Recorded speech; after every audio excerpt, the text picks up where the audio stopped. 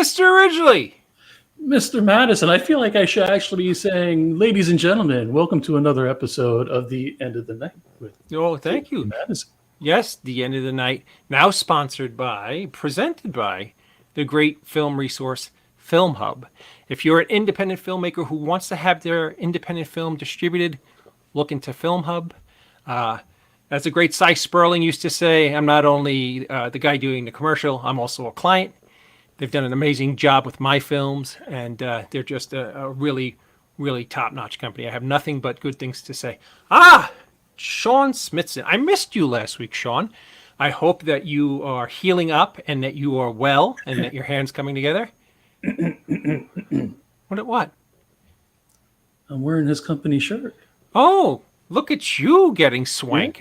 Right? Nice. Not swank, swag. I'm old, I'm sorry. Swank. The lovely and talented Libby McDermott, great filmmaker. Just for our regular viewers who watched us now for all this time. Hi, Matt. Also Matt and Elena. There will be coming up very shortly on The End of the Night a episode dedicated to the great film Darkness Waits with the cast. Of course, included me and Uncle Scott Schiaffo. And the great filmmakers Libby McDermott and Matt Staley. So I'm looking forward to doing a show that's specific to that wonderful film.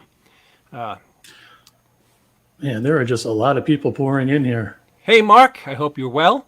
Kenneth, another plug. This gentleman has a great, Kenneth Bouchard has a great show himself called The Geek Demon. And yours truly will be his guest on an episode. I think it's Friday, April 12, something. But look on my page and you'll be able to see that episode coming up that I'll be doing his show. Hi, Morgan.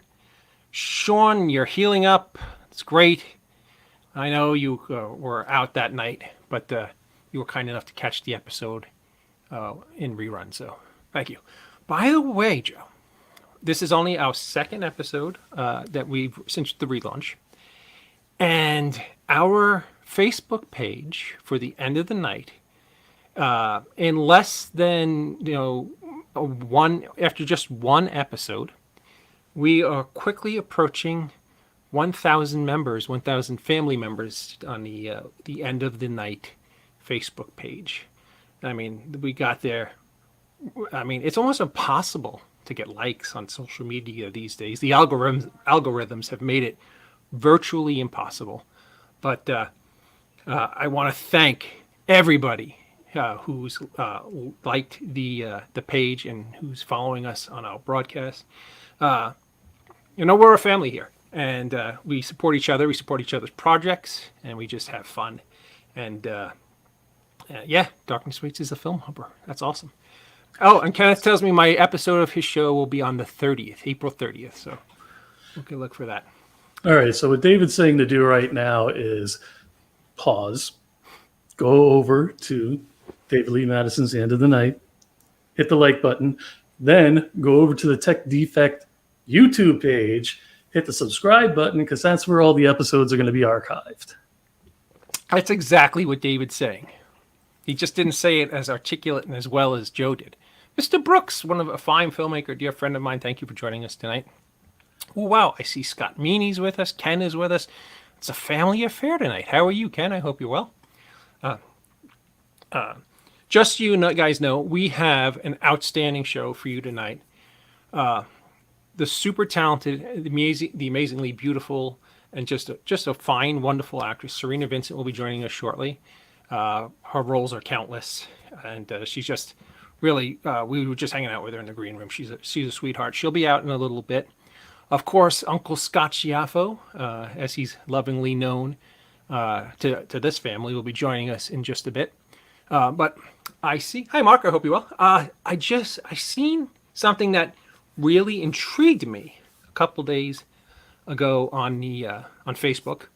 Mr. Ridgely, your lovely wife and daughter are starting a business. And believe it or not, I'm really into tarts and senses and And my wife has like 50 of those burners. She has ones with candles. She has ones with light bulbs in it. And I sent my wife the link, and I think I'm going to have to sell one of my kidneys when she's done with the order that she's about to place. But why don't you tell us a little bit about this? She's part of our family. So tell us a little bit about this venture that she's got going on and where people can find this. Love to. Thank you very much. So my wife and daughter, they're making homemade, I guess they're called tarts, and they're all natural. They're doing really awesome. I'm so very proud of them. Hearts of the Mystic Folk is their Facebook page.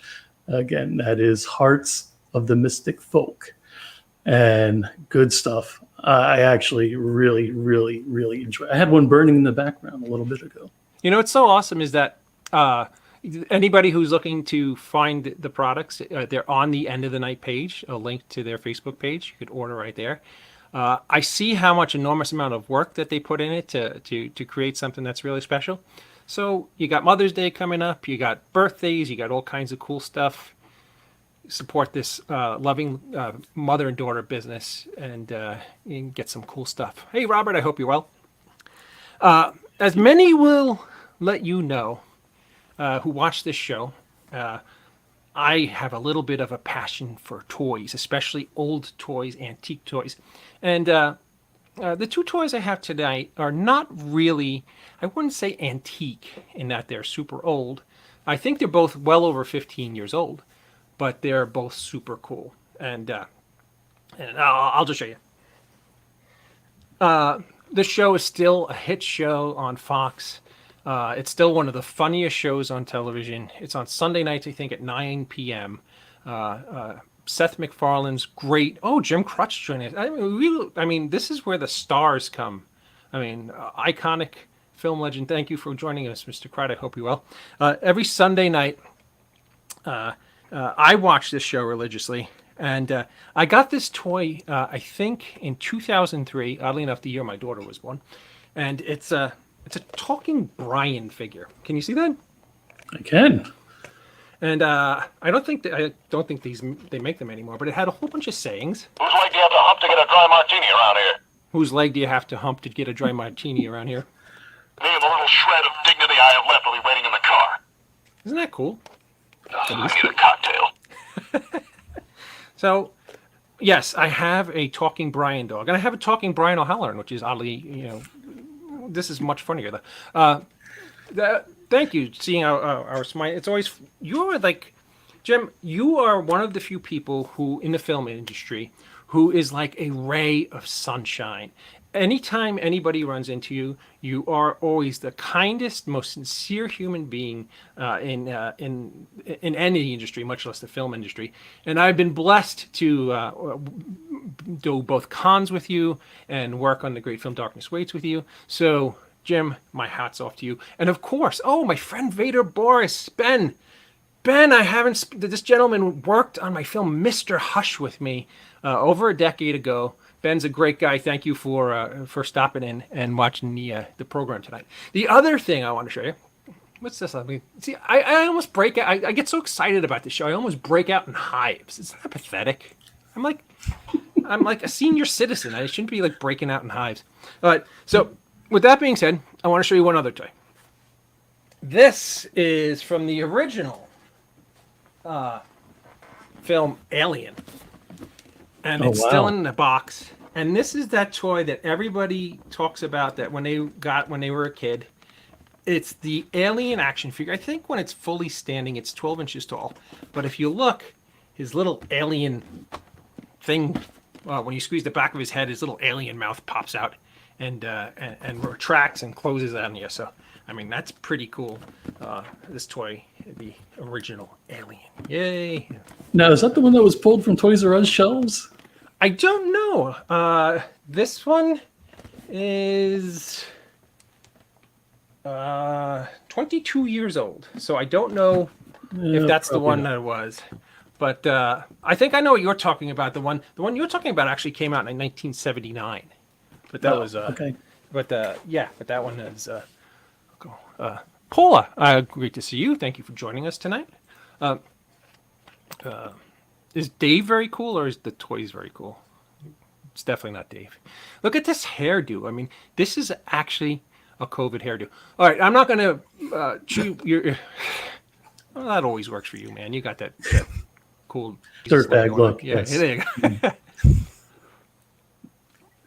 Without further ado, let's bring on my official, lovely co-host. We call him Uncle Scott around here, the Grand Poobah from great films like Clerks and Vulgar, and of course, his greatest film, the film directed by myself, Wit's End, which just came out this summer and is climbing up the charts, Mr. Scott Schiaffo. Mr. Schiaffo!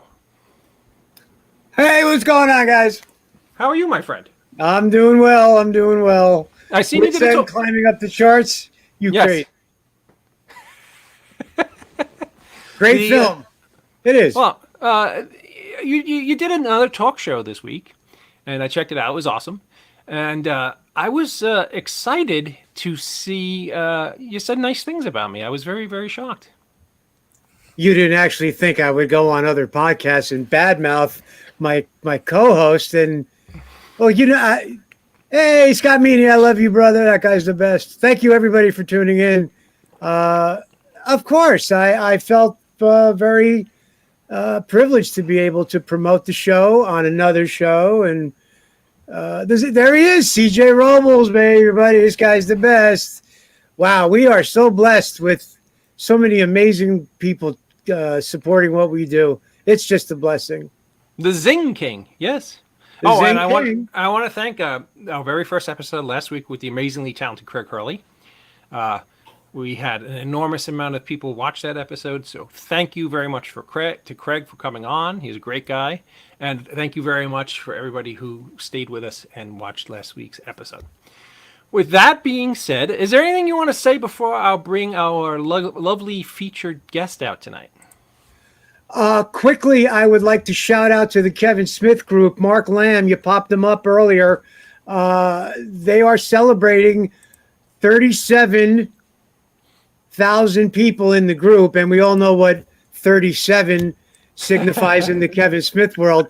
So I told them I'd give a shout out, and I sent a little video to celebrate 37,000 group members at the, I believe, see, now it's crazy. I'm going to forget the actual, I think it's the World of Kevin Smith, but you can see, I know it's one that I'm very active in. There's so many of them, but Mark Lamb, who was popping in here, will be sure to lay out the link and make sure they know that, hey, thumbs up, guys, 37,000 members.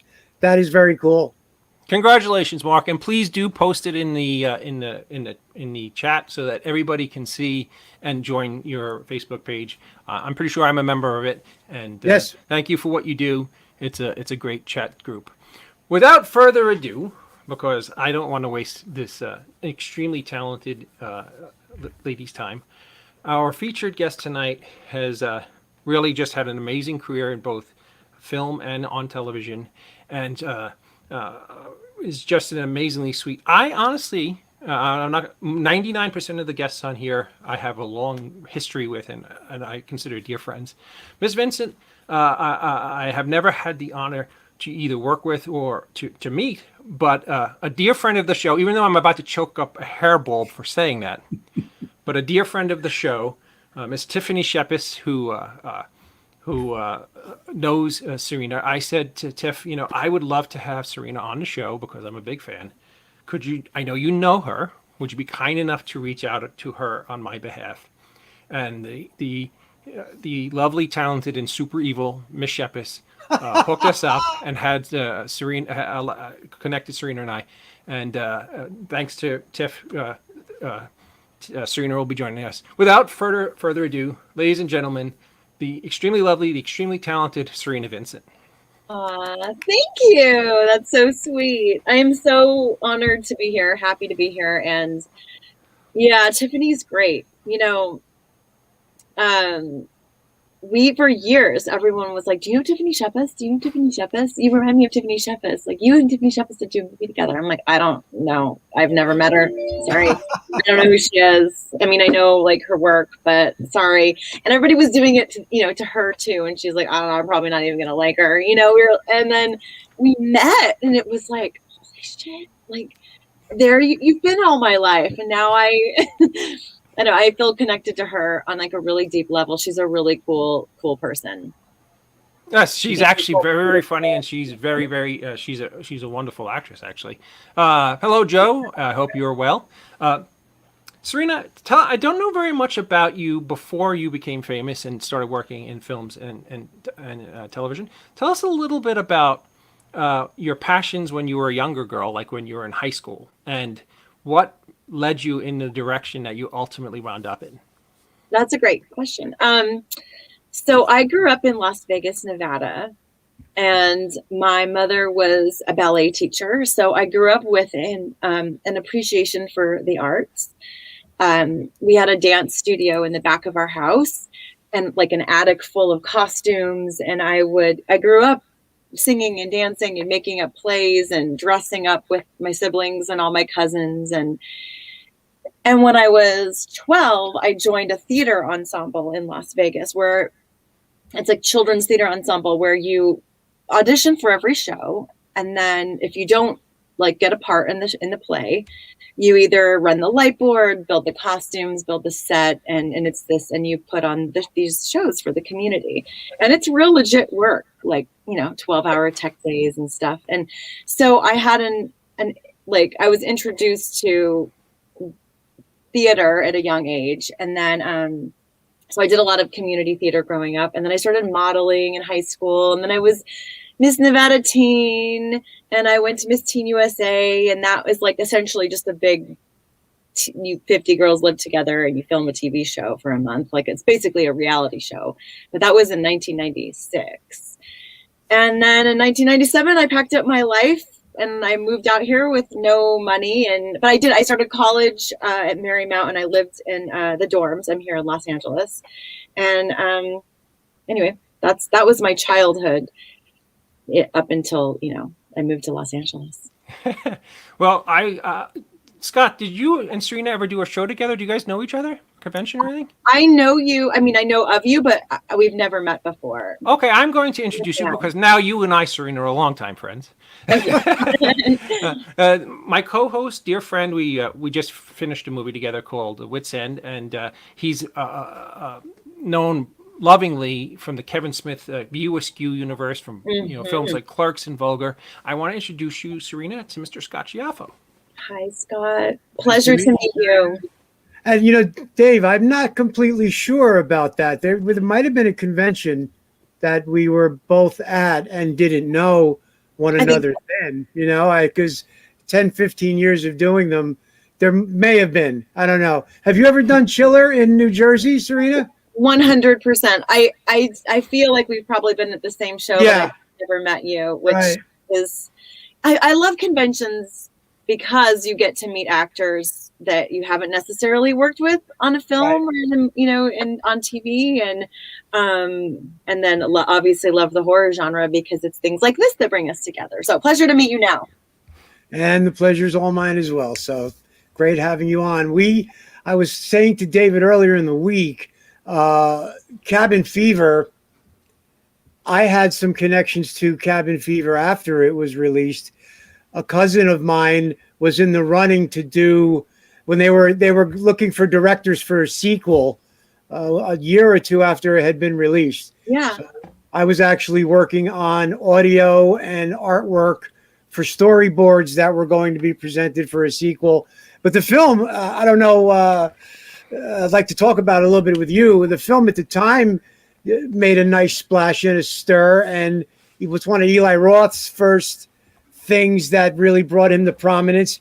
Can you tell us a little bit about how you got involved with Cabin Fever, the process? Yeah. Well, it was an audition, just like any other audition, but apparently Eli it was Eli's first movie, and he had the whole cast already figured out. and but not my role. Oh, thank you, Sean Quinn. And he saw me. I was doing press for Not Another Teen Movie. I don't know if anybody saw that. Oh, I've seen that. Yeah. He saw like something on, I don't know, some photo from press for that, and I got an audition from that. And it was back when, so I had to send a tape to they were already in North Carolina getting ready to shoot, and so I had to send a tape in. But it was back when, like, I had to send a VHS tape. You know, it wasn't, we didn't have this. It was like, you know, to send in a taped audition that many years ago which wasn't actually that long ago, but was complicated. So I sent in my tape, and he called me, and on my home phone, which again, we had home phones then, and he was like, look, I don't think you fully get the tone of this. Let me explain this even, you know, more. It's very like David Lynch. David Lynch was attached to the project at the beginning, and so I sent in another tape, and then I got the job. And it was, I mean, don't we wish that that every project we worked on, you know, was like that? We were all a big, happy family. We all got along so much. We all poured our heart and soul to it. Like, it wasn't a money job, right? It was just a low budget scale job. We were all, you know, putting our everything into it. And from the very beginning, Eli was like, this is going to change your life. This is going to change your life. This is going to be huge. And, you know, we were all like, okay, maybe we'll see.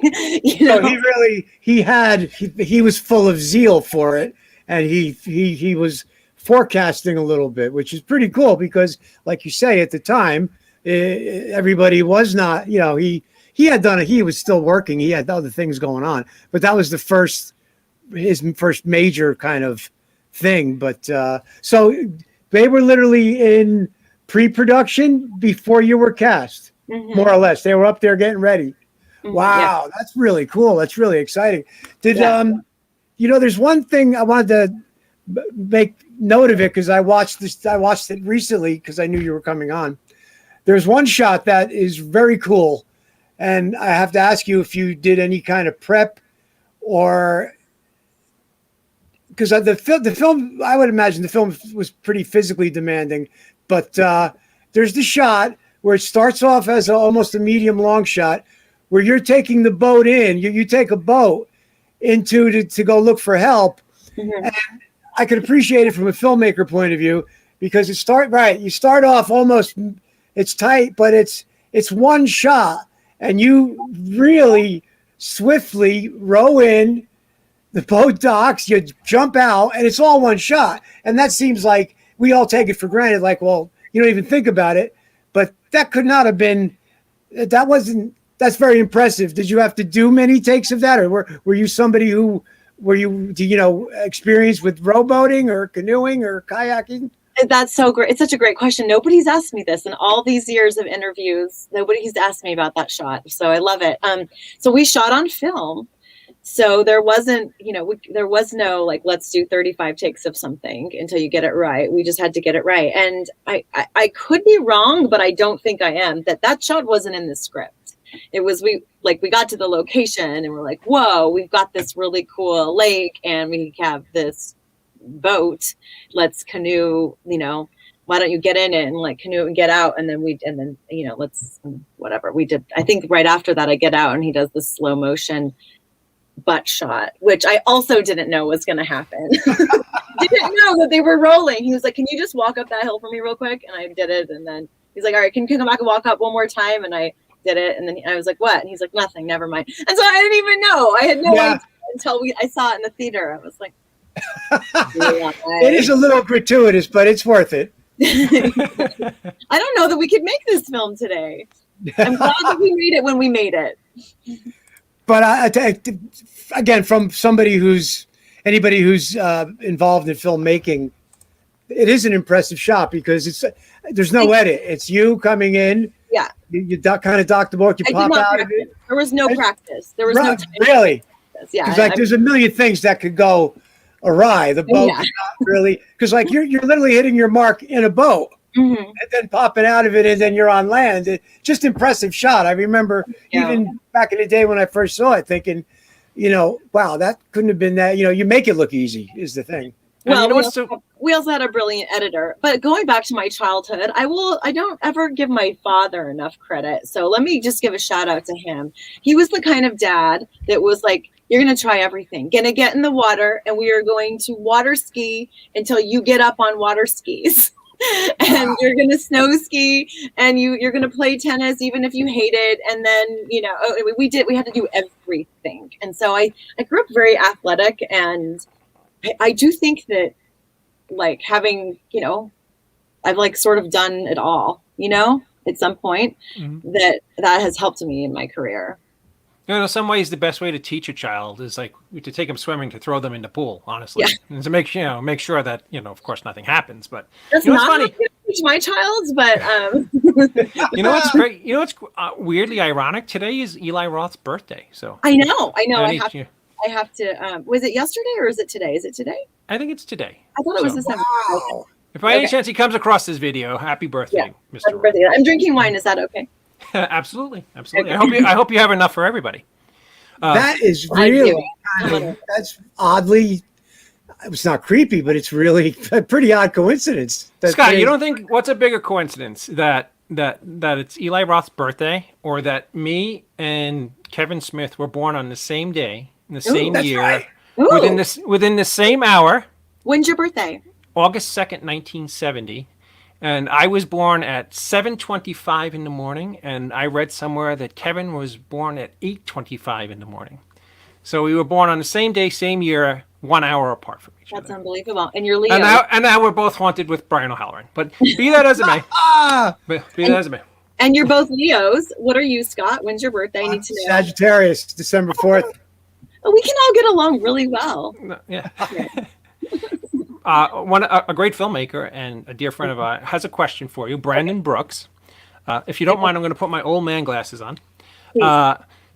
Serena, did the shaving scene in Cabin Fever freak you out to do as much as it makes the audience cringe to watch? Good question. It's a great question, Brandon. So no, it didn't freak me out to do. The most interesting part, not the most, but one interesting part of making a horror movie is that it's not scary when you're making it. It's really edited together, and with the music, that's what like creates the suspense and makes it freaky.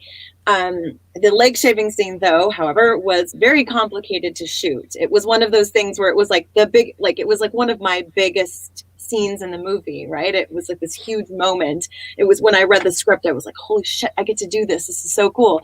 And then, of course, it's at the end of the day at 4 a.m, it's freezing. We have to wrap. It's overtime. Everybody's freaked out and stressed out. And the KMB effects did our makeup effects, and they were practical effects. And so they're having to like rush the effects. And, it was a very emotional scene, and it was complicated to shoot. I was sitting on an apple box in a bathtub full of freezing cold water. It wasn't a real bathtub. With the makeup effects on, and half naked, and so and I had to, we had to nail it. So it wasn't freaky to shoot; it was complicated to shoot. And again, it's like it takes a village. The editors, Eli, the special effects team. I mean, it took everybody to make that scene the sound department, the score. To make it what it is. Yeah, it's absolutely. It's become not a minor cult classic, a major horror cult classic, and it's just a wonderful film. We'll touch on that a little bit more, but I had a question about your earlier in your career. Tell us a little bit about how you got involved with the Power Rangers Lost Galaxy TV series, and how you got casted as Maya. Was it Maya, as I recall? Mm-hmm. Maya, yes. So, remember, I moved out to LA, that story, and I was living in the dorms. I pretty quickly got an agent out here. A Hollywood agent came to speak to my class, my theater class, and I had the courage to just walk up to him and ask him if he would be my agent. And I auditioned for him, and then suddenly I was going out on auditions and, driving around Los Angeles, without a cell phone or anything like that, trying to navigate the city. And jobs. And I really quickly booked a little movie that made me union. And then from there on out, I was really busy. I was 18 and auditioning for everything. And, had done like a few things. And then this audition came about and I didn't even really know. I mean, my little brother had sometimes watched Power Rangers, but I wasn't even really, it wasn't on my radar as a series, as like a career move, or and I actually, this wasn't, again, they had cast someone else and that it wasn't working out with her, and so they brought me in, and it was like a really quick from audition to shooting, because they had to like reshoot the first episode with me, and then it changed my life. It was my first series, and I at the time was living with a roommate in college who was not working out. And, I was broke, and I could afford to get my own little apartment, and it was my first series, and we're still talking about it today. Like the Power Ranger franchise is just like the horror community. It just keeps going and going, and the fans are loyal, and it's been a huge blessing.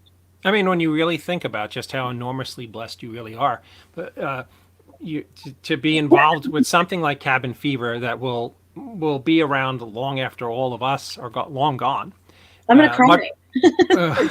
Much like the original Halloween. Yeah. I mean, the guy who played Michael in a mask for like 3 seconds, gets 6 figures a year signing the Michael Myers mask, almost 45 years later. I mean, that's the gift that keeps on giving, and to not only have Cabin Fever, but to also get involved with something as iconic as the Power Rangers. That's awesome. Tell us how to not. Well, there's another question somebody has on here, if you don't mind. We like to let our fans. I love it. I love it. Have you worked with anyone who you had to control yourself from fangirling out over? Is what Mark Lamb is like asking. Have you worked with anyone who you had to control yourself? He means like, have you ever worked with if I worked with Donald Pleasance or Roddy McDowall, I would have set myself on fire, because I was so excited. Yes, So, yes. Well, I worked with David Lynch. Oh, I did a short film with David Lynch, and that was Eli actually introduced Jordan Ladd and I to David. And he's extraordinary. And we did a little short called Darkened Room. So if you haven't seen that, you can Google everybody and find it. So that and that was, again, it was before cell phones. And David Lynch called me on my home phone and then faxed me the script. And then we were shooting it, the next day or something. It was pretty extraordinary. And then who else? I did a movie called Just Add Water, a comedy where I played Danny DeVito's wife. Oh, sweet! Like a funny little cameo, and that he made me. I got just like all like nervous and like weird and uncomfortable, and I felt like I wasn't saying the right thing, and I was like, oh no, I'm coming off as a dumb actress, and I'm not a dumb actress, and I was playing like a bimbo-y type of role. I was playing like a stripper. And then, like he has like a much younger wife, and I was playing a stripper. And then later in the movie, I'm pregnant. And so I was like, oh God, no offense to strippers. But my point is I just was playing this sort of like bimbo-y type of role. And I was so worried that he was just going to think that I was some bimbo-y type of actor. And anyway, that. Well, I know you just made Libby McDermott and Matt Staley, who are 2 incredible filmmakers. They did a film called Darkness Waits that both Scott and I actually appear in. Libby and Matt are the biggest. I know Libby is the biggest. She's a female director, an amazing filmmaker. Just really, she's the biggest David Lynch fan. So you just made her day by saying that you got to work with David Lynch, who's. It's funny because I've been blessed throughout my life to have met some iconic people, but oddly enough, when I met Jimmy Carter, the former president, I had gone out to dinner with Mr. Carter, and it's cool. I was and I grew up because my brother Bob was a writer, and in my house was like Peter Cushing and Vincent Price and all the great horror icons, and nothing, it was like Uncle Vinny, we would call him. So it was no impact. But for some bizarre reason, when I met Jimmy Carter, the first thing I said to Jimmy Carter wasn't like, "It's a pleasure to meet you, Mr. President." Anything that you would think would be like a really cool thing to say. I asked him if he wanted lemonade. So I mean, I screwed that up. But No, that's terrible. I know, it's funny because you just never know how you're going to react. So you acted cool when you met David Lynch, huh? Well, I got to work with him, so I just was, sort of listening, taking his directions, paying very close attention. He's lovely. That's awesome. How did not that? I'm sorry, Scott. I was going to say, I wasn't aware of his connection to Cabin Fever. Was he ever on the set of that? He wasn't. Eli worked with David. I don't know. Eli and David had a relationship, and David, the story that I know, and I believe it's the true story, is that, correct me if I'm wrong, somebody, Eli, sorry, is that David put his name on the film originally to help him get, find financing. And, but then ultimately took his name off so Eli would get all the credit. So he wasn't a part of I got you. the filmmaking. He just was being generous with his name. Now, right before you did Cabin Fever, you did you mentioned it earlier. You did Not Another Teen Movie. Yeah. How did you get involved with that? Again, and all the any actors out there, we go on so many auditions. Oh, hi, Libby. We go on so many auditions. So Not Another Teen Movie was just like, any other audition. The script was absolutely hysterical. Like just joke after joke after joke on every single page, and it was it's so funny. And I read for Areola, who was the foreign exchange student who was spoofing Shannon Elizabeth's character from American Pie. So the joke was she's totally naked the whole movie, but nobody knows where she's from, really, because her accent just keeps changing. It's, So I did 5 different accents in the film. So I auditioned for it, and then ultimately I couldn't do it. Like, I just didn't think I could do the nudity.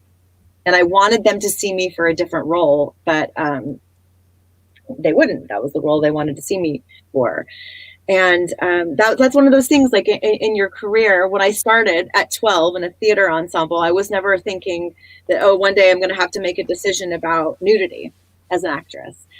So I think they actually, I think they cast someone else, and then it didn't work out, and they came back to me, and I re-auditioned for them. And awesome. I made this huge decision and I was young, I was 21. I called my parents and was like, okay, this is going to happen. So, and I did it, and it's super funny, and I have no regrets. You know what's awesome about, and I'm sure that you have dipped your toe into the indie filmmaking world. And what's so awesome about indie filmmaking is that all the bigger films that you discussed, you said that you went out and auditioned for, and I totally understand that process. And you hear so many weird stories about how amazingly talented actors auditioned for stuff and somehow didn't manage to get roles, which always just blows my mind.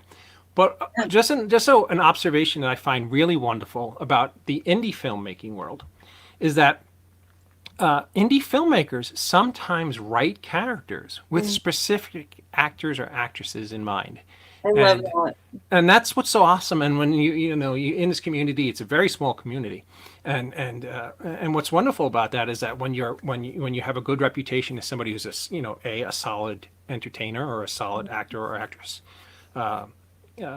those doors open up. So I hope a lot of that is happening for you, because you're amazingly talented, and I would like to see you in as many films as you can possibly do.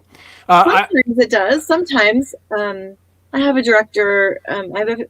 Sometimes, but there's also a lot of auditions. Yeah, and I think I'm going to book every audition. I'm like, there's no way I'm not booking this. That's how I feel about everything. I pour my heart and soul, like deep inside into everything. But there's no way I'm not booking this. But it's not up to us. Do you ever go in? For me, a lot of it's always when I think I killed, the phone doesn't ring, and when I think I didn't do so well, I get a call back. It's almost always that way. You're absolutely right. And I wish we could bottle that thing that we do when we thought we messed up, or when we just didn't care. Because that's also too when you really don't care. When you're like, I don't even have time for this. Like, okay, just action. Let's just do this. Right. Okay. Yeah. Or you don't overthink it, or yeah. Sometimes I feel like one of my worst things is if I don't make any decision rather than make a strong decision so that they could see this actor can make decisions and go that way. And then a moment later be told, no, play it funny or whatever. Sometimes you don't make a decision at all and you just give an intelligent reading with no life in it. And that's the end of that. Yeah. And especially now with, COVID and the world where everything is self-tapes right now, where you're not walking into any rooms, then I feel that way too. Like we miss that magic that happens when you're in a room. And if you're in a room with the director, they can say, all right, can you do it again? But that big decision that you made, can you just make a different one? And you have an opportunity to do that. But if you just send in a tape and they only want one take, you just have to do it. You just have to guess. And yeah, it's complicated. Yeah, that's a very good point, because a lot of times you go in, they don't really know what they want until they see it. Mm-hmm. And then they go, okay, go with that. But you're right. That human interaction where you get a chance to maybe take some direction, then fire off another take. That's not happening with the self-tape thing now. I also feel like you read people's energy in a room. I'm a big energy person, and I don't know. I feel like a lot of the things that I've booked, I just magnetically connected with the filmmakers or the writers or the producers or the directors, and like we were like getting each other even though there were no words spoken. It's like, almost like romantic or something, but it's not romantic at all. It's like this other thing that happens when you're creating that when you're not in a room, nobody knows like who I really am. The energy you bring into a room or you're going to bring on set. I think that's important. It's funny, I've directed a few films, and as a filmmaker, I totally understand what you guys are saying from the acting standpoint. Mm-hmm. But sometimes as the director, you do something that I like to call, and what the great Tom Holland taught me, he directed Fright Night and Child's Play. He told me that sometimes as a director, with an actor, you need to troll. And when he means that, he doesn't mean troll like you would on Facebook, where you pick on somebody or you troll them on Facebook. He means it in the old fishing term, where you cast your rod and you troll to see what, it's literally like the old... I know what you're talking about because my dad made me fish. So yeah. Exactly. Right. Yeah. So it's literally like the old saying, like you throw shit up on the wall and you see what sticks. So, it's a weird dichotomy there, listening to you two guys who are wonderful actors discussing what the audition process is like, and me being, please understand, I'm not saying I'm even remotely in the league of you two, but I'm, as a filmmaker, I do we're things. All in this together. We're all doing the same thing. There isn't I don't believe in that. I don't want to believe in leagues. No. He's being very modest. He is a very fine director. Yeah. Oh, thank you. But so it's a weird kind of cat and mouse play that both the creatives and the creative skilled actors play with each other, which I find absolutely amazing. Can I bring up a smaller film that you did that I'm an enormous fan of? Yeah. And please forgive me if I got the name wrong, because I seen it a while ago, and I'm a movie geek, and I've watched thousands of movies. So, but I think if I'm not mistaken, it was called. And I don't go on IMDb and research everything because I like being very organic with my guests. Yes. I think it was called Sasquatch Mountain. Did you make a movie called Sasquatch? I did. I made a movie. Yep, I am. Oh God, rest her soul. We have such a wonderful producer who just pops up like one. The reason why, first of all, you were awesome in it, but I am the biggest Lance Henriksen fan. Oh yes. What was it like working with the great? I don't know if you saw earlier. I held up one of the original Alien action figures because I do a little thing in the beginning of the show about antique toys, and I'm a big Lance Henriksen fan. That movie is just a fun B romp, and I mean no disrespect when I say a fun B romp. It's just really a fun B romp. It is. And it's a Sasquatch movie. yeah, I think Serena was about to say something about the actress in the scene in that clip. Yeah, Kim. She's gone. She's gone. She passed away, I believe, of colon cancer. Gone way too soon, way too young. Oh. Yeah. Very sad. She was lovely and a really, really beautiful actress and human. And yes, the Sasquatch. I think they called it Sasquatch Mountain or Devil on the Mountain. There are a lot of different names for it. Right.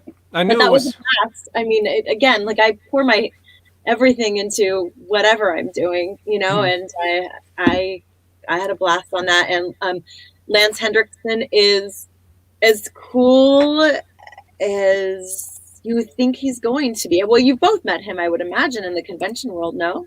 I have not met Lance. Yeah. I actually offered him a role in a film, and he had accepted. But sadly, COVID came, and we never got to shoot the film. So hopefully, well, it'll come back then. Yes, hopefully. Yes. Yeah, he's very cool. Very cool to work with. It was an honor to work with him.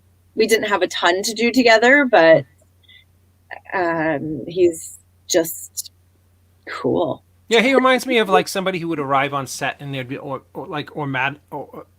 immediately be like a presence. Like I always figure that is exactly David. That's exactly what I was talking about earlier about like energy. Like he comes on set and like you're like, oh, he's here, but it's good. It's all positive and it's real and he's ready to work and he knows the stuff. There's tons of actors that they come on set and you're like, oh God, like how are we going to get this done? And it's funny. We're also getting a lot of questions about, and this is another really weird irony. A lot of people are asking you, and before you answer, I'm going to give you a little pre-story to this. Okay. Are asking you what it was like to work with Charlie Sheen. Oh. And I think I could Susie. help. I think I could help answer this because I actually in the early '90s was Charlie Sheen's bodyguard. No way. And I used to drive Charlie from his home where his wife was to his girlfriend's house, which was Ginger Lynn, the biggest porn star in the country at the time. And it was he was very, very interesting, but and he was always on. There was never a moment when he wasn't on. But I'm sure you have stories of your own. So people are. Wow, that's really interesting. What I just said is a kind of common knowledge. I didn't out anything. Yeah. No, I know you didn't. No, that's just so interesting. So he was lovely to me. He was totally professional, and I get the question a lot, and I don't have a crazy Charlie Sheen story. I have lots of other crazy stories, but we won't talk about that here. I'm not gonna Me Too anyone on your show, David. But Charlie was a complete professional, really kind. He was engaged at the time, I think, to I forget. Denise Richards? No. Oh. The wife after him. Her. He was engaged, and I was engaged at the time too. So we were just like talking about that, and he was, we had like he made out with everybody in that show, I think, but we had, a scene on a bed and super professional and cool, and it was easy, and he made it easy and fun, and then that was it. Now oddly enough, people don't realize he has a weird passion for rice pudding, but I didn't know that. Yeah, and I don't mean anything like covert or like insidious there. I mean literally, like we would pass diners and he'd be like, "Go get me rice pudding." And I Oh was my like, gosh, how that's so interesting. yes. Yeah, so you do him much better than I do. I'm a big rice pudding and chicken parm aficionado. He was more just the rice pudding aficionado, but be that as it may. I'm Italian, so I feel like I could be a chicken parm aficionado too. But why rice pudding? I don't know. I mean, who doesn't like rice pudding? I know. I don't like rice pudding. Really? Oh, I love rice. I adore rice pudding. I like I don't know. With raisins? I don't. No, like that's pudding. German style. In general, I don't like pudding. But ironically, I was just watching something from a doctor giving a recipe for chia seed pudding because it's healthy.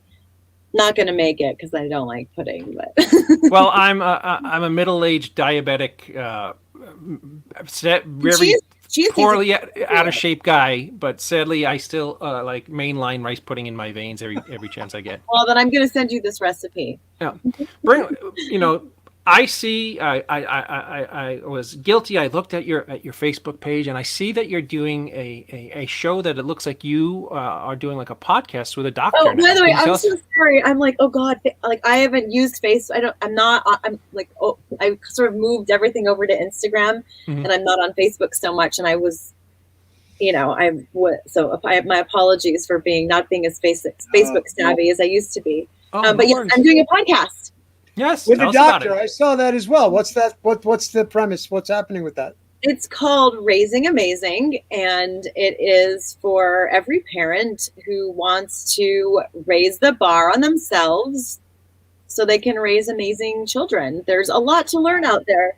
There's a lot of, Instagram famous influencer people giving advice to parents that isn't necessarily fact-based, science-based, and we just really wanted to create I'm a new parent. My kid is 2, so I don't know what I'm doing at all.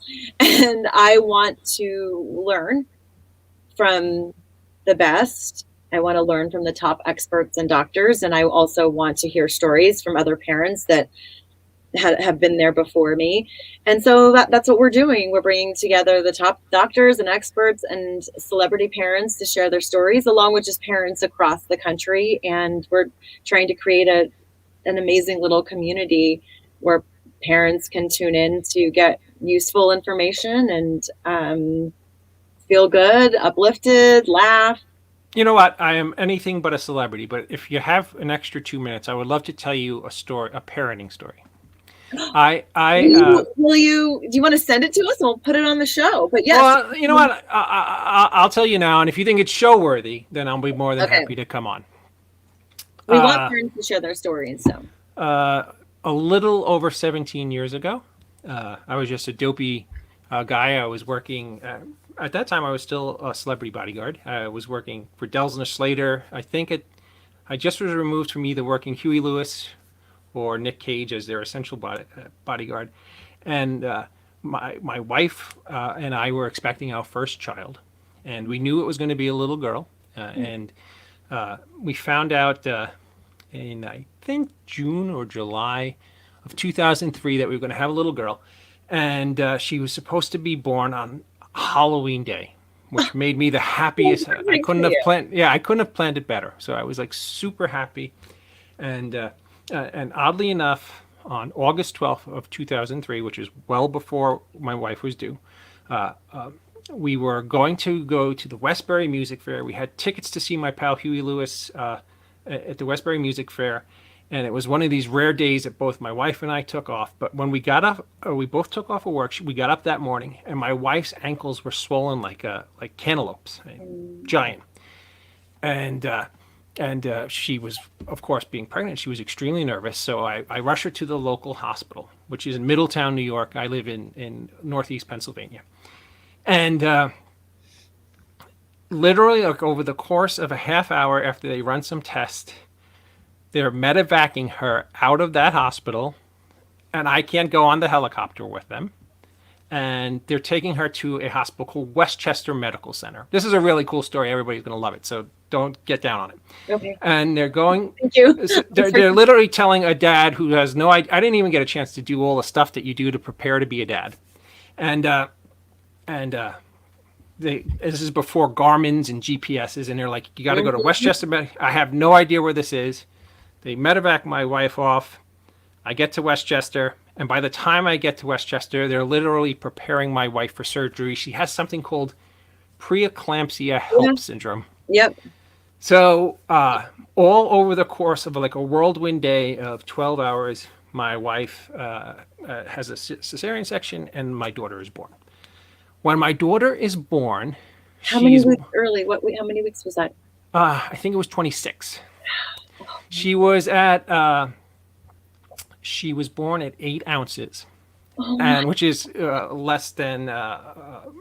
She was and unbelievable. I could show you pictures. She literally looks like a Barbie doll. They would put little ski caps on her because they couldn't control their body weight, and all the pictures look really creepy because you have to hold babies that small against your body, your clothes, your shirtless body, so that you could regulate their body weight. Yeah. So we have this this enormously premature baby, and the first night, all the doctors are giving us very grim news, like, this is not going to end well. And but luckily, she was one of the very, very first children to get on something called the JET device, which is like a little inflatable bag that would vibrate and pump air into her lungs. Be that as it may, she spent the next almost 7 months in the NICU. I was there. They were saying I was the only father who was there from when it opened to when it closed. And from where I worked in my house to Westchester was literally like, I don't know how I did it, like 20-hour days for 6 months. Needless to say, fast forward 17 years later. I'm gonna cry. 17 years later, and this is after numerous doctors told me that my daughter was going to be profoundly disabled. 17 years later, my daughter is about to graduate high school in 8 weeks in June, with a cumulative GPA from kindergarten to high school over 100, and with 22 college scholarships and recognitions from Harvard, Yale, Loyola, and one of the sweetest, kindest, and most generous human beings you will ever meet. So all I can say to people out there who are new parents or who are just starting out their life, the best thing you could do for your child is to show them unconditional love and always be there for them. And always, my daughter believed in the Easter Bunny and to Santa Claus until literally freshman year of high school, till like her friends beat it out of her. Let them believe in the beautiful, wonderful, kind things in life, because we all know when you get older, it goes away quickly. And that's all I'm going to say. That's my story. That's so beautiful. And that is exactly what we're talking about on the podcast. We want to uplift parents. It's a beautiful story. What's her name? You don't have to. Amanda. Oh, yeah. I know. We talk about her all the time on this show because cool. we're following her exploits as she's choosing which college to go to. Oh, wow. And Jim Crut knows my daughter.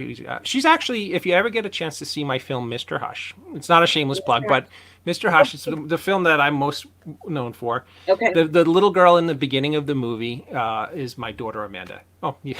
She's also in Wits End. Yeah. Wits End. She's also in Wits End, but that's a much more recent film. Okay. Yeah. I apologize for not doing my research. No worries. It was my dad's 75th birthday this weekend, so we were doing all of the things that you just said, just celebrating all the love and family and kindness and goodness, my siblings and I, for him. Yeah, no, and that's exactly what, and believe it or not, this show is about stupid movies, horror film, sci-fi, music, all the stupid crap that makes us smile. But it's also about being kind to each other and supporting each other and maybe helping each other, work in a business where people aren't always the kindest. Right. We're actually getting close to wrapping this show up. Cerina, is there anything that you want to tell us that you're working on or any projects that you have coming up? see. I have a movie coming out. I'm not sure when, but it's a Lifetime film.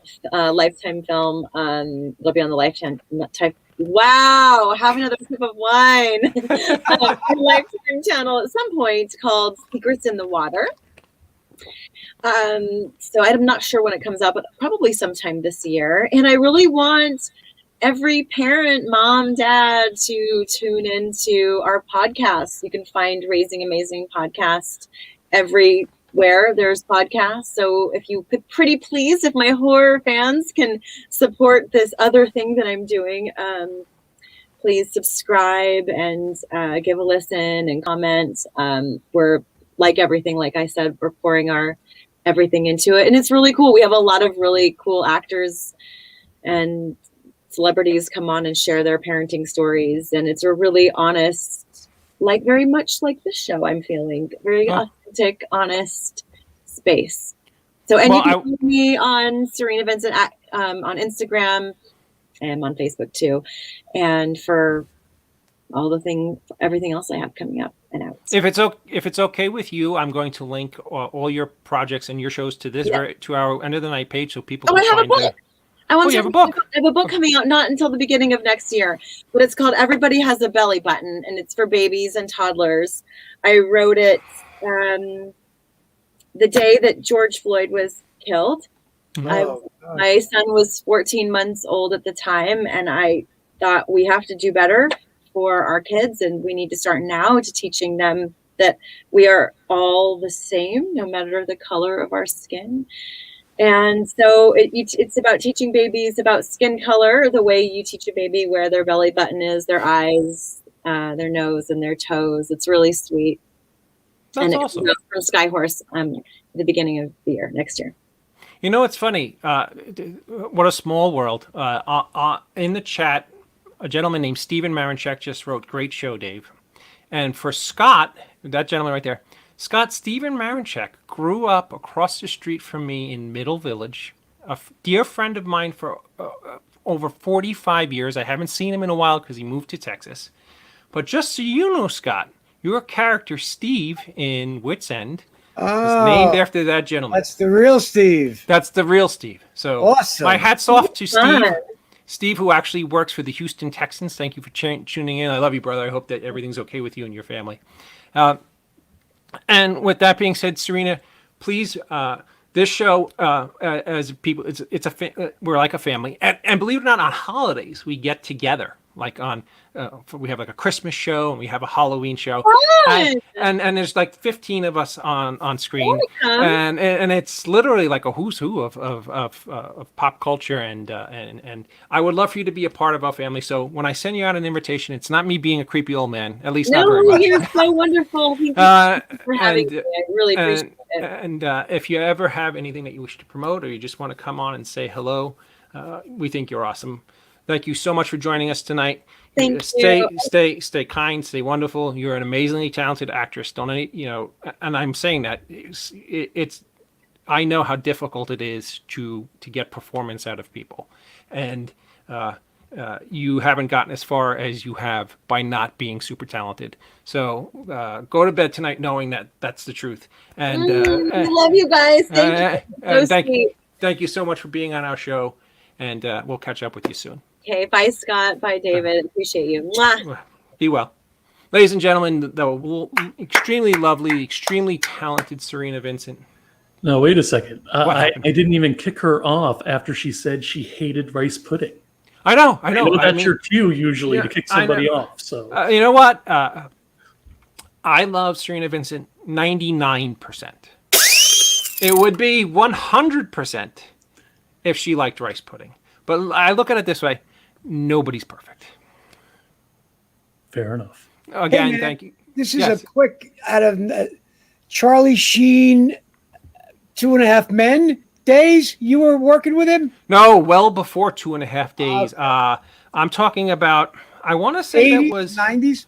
No, Earl. It was more like Hot Shots Part 2 time. Oh, okay. I want to say between I was 23, so it was 93, 94.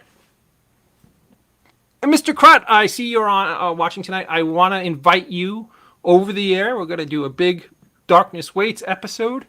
And we can't do a Darkness Waits episode without you, Mr. Kret, because you're the man. He's hilarious in that. Yes. And again, I want to thank Tiffany Shepis for being so kind, for hooking us up with Cerina tonight. She was as lovely, as sweet, as funny, as charming as I thought she was going to be. She's everything that Tiffany is not. And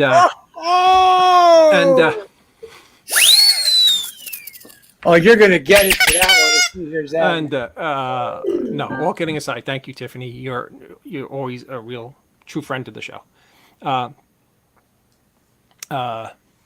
Schiaffo, do you have anything you want to discuss in parting? No, just another awesome show. What an awesome guest. Very happy to be back in the saddle with you two guys now. 2 weeks back. We're on back in 2 weeks, and I've sent out a bunch of invites, and I want to thank everybody who follows me on social media for coming along and supporting the end of the night. And that's it for now, really. I'm looking forward to next week. Yes. I got a really cool guest in mind, but it's funny. Every time I have a guest in mind, somebody else pops on. So I'm not going to even discuss it. But you know what's the greatest thing about the end of the night? Somebody great is always on. Hey, Brandon, I hope you're well. Mr. Ridgely, do you have any housekeeping, anything you want to touch on before we wrap this baby up? Not that I can think of, but thank you for asking. I mean, other than my wife and daughter, again, guys, if you're guys and gals, if you're interested in scented waxes, head on over to the Hearts of the Mystic Folk.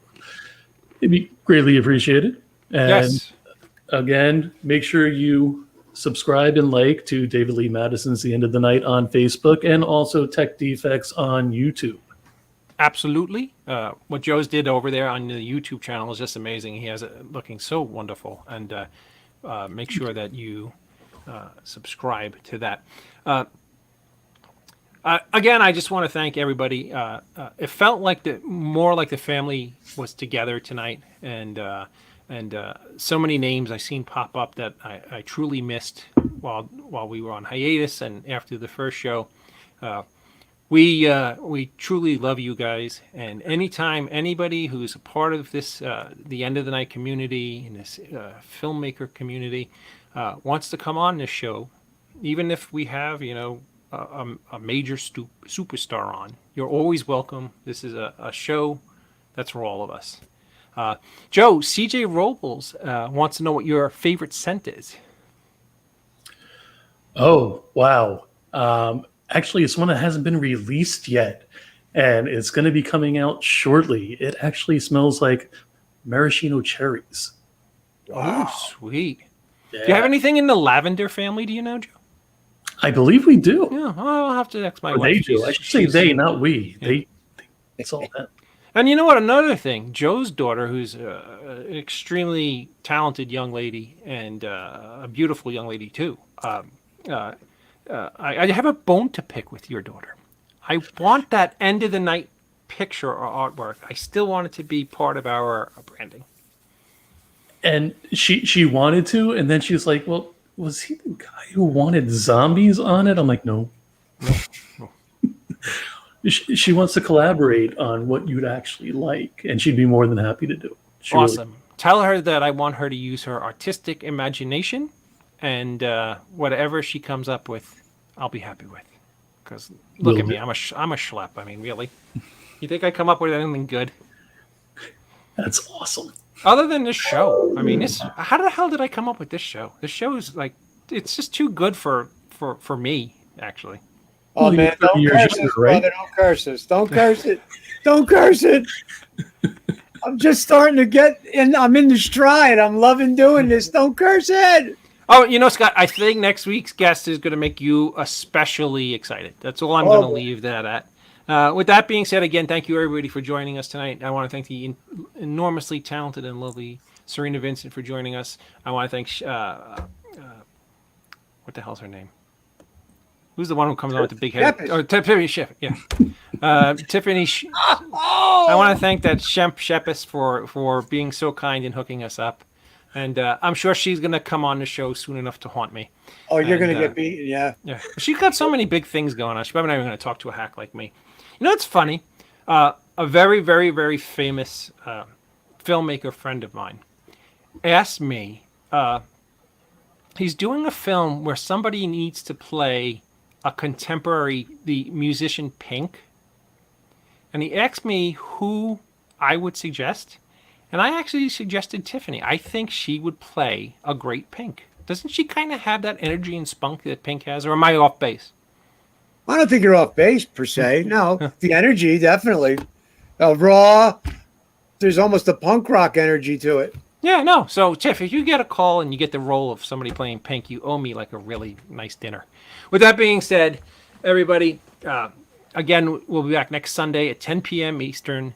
I don't know what that is on all the other time zones, just minus whatever it is if you're in the West Coast. I think it's like 7 p.m. I have no freak. What are you laughing at, Joe? 7 p.m. Yeah, 7 p.m. 7 p.m. out west. You're in the biz. You're supposed to know the time zones. It's I'm kinda in the like biz. I work at the freaking drive-through It's a window at prerequisite Wendy's, to dude. know that. I ask you if you want fries with that. That's the biz I'm in. No, you don't, you crazy bastard. I wonder what O'Halloran's doing tonight. He's off haunting people in, He's on in the road. Mississippi, No, right? He's on the road. Yeah, he's been on the road all weekend. He did his show live on Friday. It was pretty cool. I thought he was taking a weekend off, but he took it on the road, man. That guy's unbelievable.